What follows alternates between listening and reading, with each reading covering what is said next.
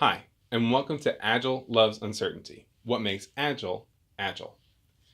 So we're going to start off by defining Agile. And yes, this is definitely going to be a review for you if you've taken the previous lessons. But at the same time, it might be a good refresher.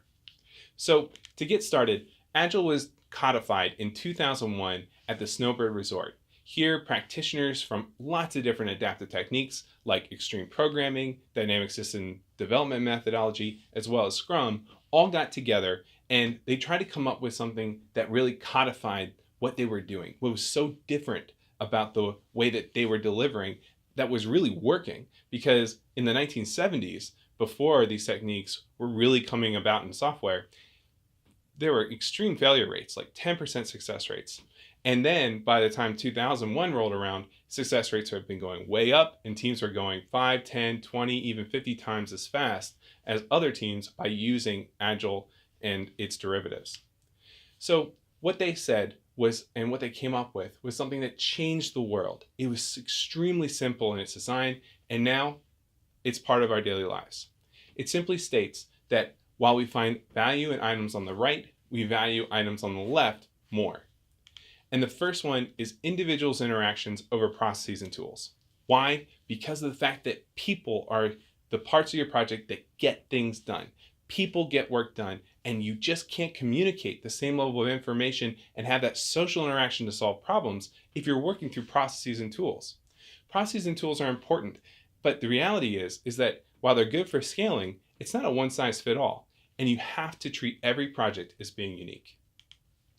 Second, we talk about working software or working systems over comprehensive documentation.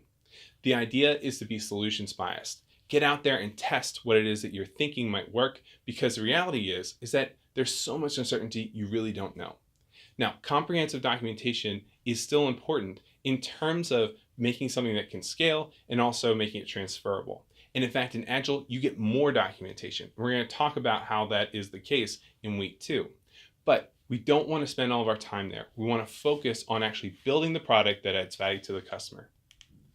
And that actually leads us to number 3, customer collaboration over contract negotiation. This is because we need the customer to tell us if we're on the right track. And we're not in it just for this project. We're in it for a lifetime of value with the customer. So as a result, we don't want to fight over contracts. That doesn't really add value. It manages risk. But the reality is that if we have to go to the contract, something's probably gone wrong. Now, we do have an important emphasis on contracts, and we're going to talk about contracts at the end of this course. And we're going to talk about how you can build them so that they work for everyone. But the reality is that we have to first start with a good relationship. And then lastly, we have responding to change over following a plan. Now, this is extremely important because of the fact that we know more today than we did yesterday. We know more today than we did a year ago, a lot more, especially if we've been working on a project in terms of what is needed to get done. So we want to respond to that learning, and we want to respond to the changing environment around us.